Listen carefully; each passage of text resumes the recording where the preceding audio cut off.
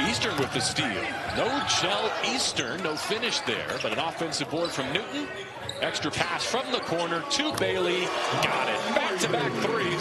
Went to West Virginia, and he's improving his ability to defend in man-to-man, and it's really good low-post score to basketball.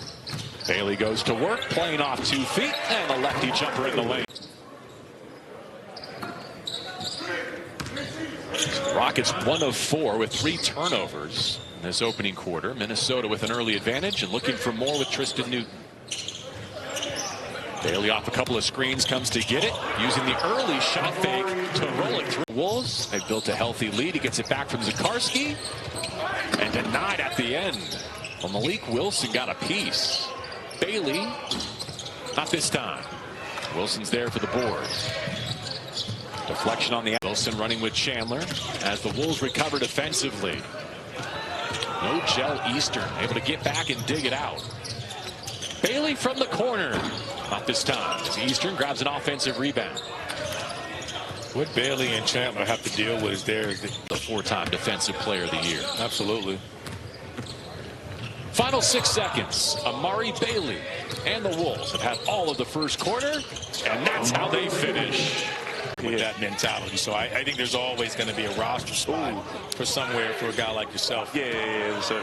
What's the biggest thing that you're trying to improve on as you transition to playing in the NBA as well? What's your biggest jump?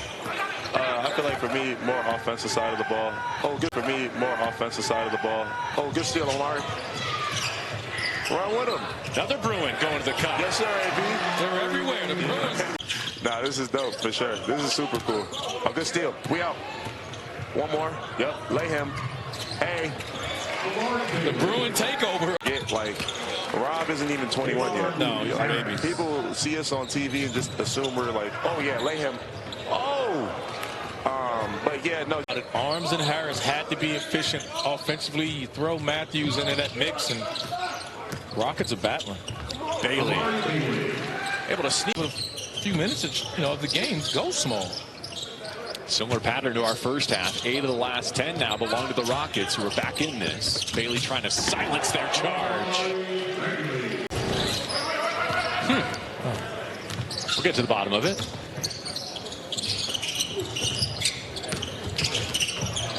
But you already see Moses Brown on the offensive end just getting in the game, and that's the impact he can have. Bailey spots up. That's the dimension he hasn't quite put. Basketball is accounting, right? Yeah, you got to worry about that. And you get 10, man. That's hard to foul out. You foul out at 10 times, man. Good gracious. Bailey went around Moses Brown there. Scramble for the rebound. Ledlums comes out of the pile. Movement in an offense, and you can see he's done a lot of good things that don't show up in the stat sheet. Screening, getting guys open. You can hear him. He's vocal. He's just an undersized, below-the-rim big. And I haven't heard from Amari Bailey in a while. Is this his moment? Rockets get the stop they need. 6 and Melox. That's a part of the game he did not have the opportunity to show too much at Duke. But through the pre-draft process, he highlighted that is a part of his game. And that's the interesting thing about limitations have to be different. It's going to be about growth and development for some of those young guys and figuring out how they mesh with somebody like Booker and Jalen Green. I saw Kevin Hampton, who's the summer league coach of the Wolves, an assistant since 2019 in Minnesota. That was a tough look. Didn't matter. He picks up the rebound. Wasn't expecting the pass, and that was an easy interception. Bailey scoops it home. Knight screened up real hard one time. Gerald Henderson. My bad, fellas.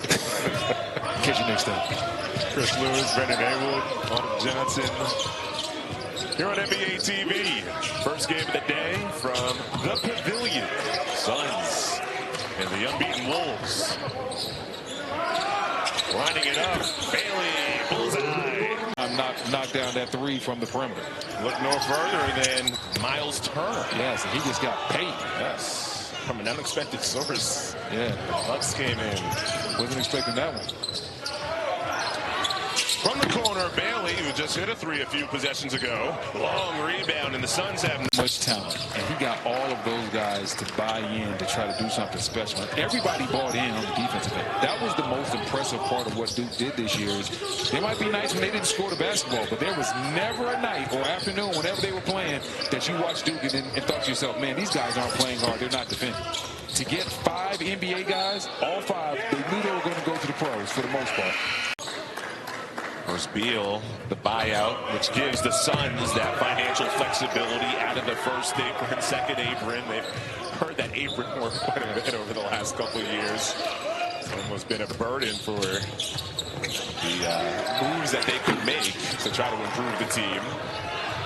38% from 3, so he didn't have his old school Washington Wizards Bradley Beal numbers, but he still had really solid numbers, and he will definitely help the Clippers as they try to compete for a championship next year. The efficiency numbers, and you just highlighted them, they were not bad. No, not at all. Not at all this year. And so I feel like I have to get that out there because they're going to look right to the free throw line as one of the biggest reasons. So Minnesota's down 5 right now, but what's 12 for 27 from the free throw line? That is not going to cut it. 44%. Bailey follows his own. 44%. Bailey follows his own. Another thing, too, that Dillingham was checked out of the game that he can bring to this Minnesota team. Minnesota did not play at a high pace. No, they did not. But, you know, they had Ant-Man, and the ball is in his hands majority of the time. Bailey for 3, off. Miller an offensive rebound, and he draws a foul on her. Jenkins a step back 3 off the iron, and Miller collects the rebound for Minnesota. Bailey, quick pull up, an offensive rebound and a finish. Do you use any of his principles? Yeah, I mean, it's a lot of it. You know, one of the things that he did and is why he is a true number 1 is he's a guy who can continue to get better and do more and never have to invade your space as his teammate, right? Like, he doesn't have to take the food off of your plate in order for him to get full. And as good as he is as a basketball player, he's an even better person and better teammate. Like, he's always lifting his guys up. He's always encouraging them, and guys want to play with him and want to play for him. And you get Karis LeVert added to your roster as well. How does he fit in? I know Trajan Langdon said we think he's a plug-and. Tell you what, Holland's got a nice free throw stroke. You can tell he's been working on his shot. 8 straight scored by the Pistons. And Holland, last year for the Pistons, played 81 games. Oh, nifty reverse. Pretty finish by... Big trade right before training camp last year. It's not easy to acclimate all these new faces. We had a really nice second half of the season, had some playoff success, and hopefully we can continue to build off that. You know, when you made the trade for Randall, you know, coming out of New York, what did you expect to get from him? And did you get more than you thought you were going to get? He's really competitive. He obviously has pretty elite physical tools. He started playing basketball a little less than 4 years ago. He went to Slovenia to be a second division guy, and he ended up starting a pretty good team. So we think, we don't know what he is offensively, but his flexibility on both ends is something that I think is really going to suit our team well. And again, he's going to learn behind. But a couple guys the first couple months that just shot abnormally poorly. We knew that was going to bounce back. But guys get to know each other. And then the West is so brutal. Even with all that, we barely sneak in and avoid the play-in. So we had so many meaningful games the last 2 months. You know, guys answer the bell, so it was really fun to watch. All your years in the NBA, have you ever seen a conference as... From the corner, the Buckeye with the bucket. E.J. Liddell coming off all these injuries, so special at Ohio State. Bailey pulling up mid-range, short with Dell on the glass. We're tied at 17, 2 minutes left here in the first period. Bailey defended well. A lot of action down low. In transition, back to Liddell. Karski with the hustle inside. The 7-3 man getting on the floor for the loose ball. Dillingham to Bailey. finishes with his. And one of those guys, once he starts heating up, it can catch fire. Liddell having an off game from the field.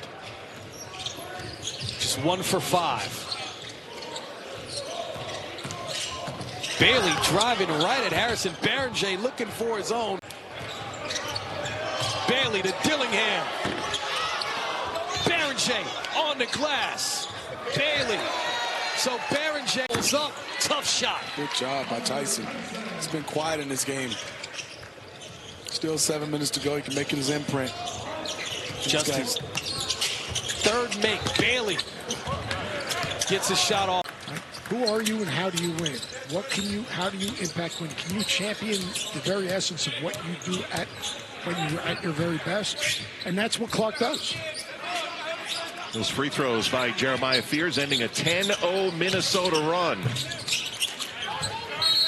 Jesse Edwards trying to get the rebound. Loose ball foul against New Orleans. Even though he's incredibly raw still, all credit to Tim Conley and his staff. They kind of locked into him at one point in the draft process, and that was the guy.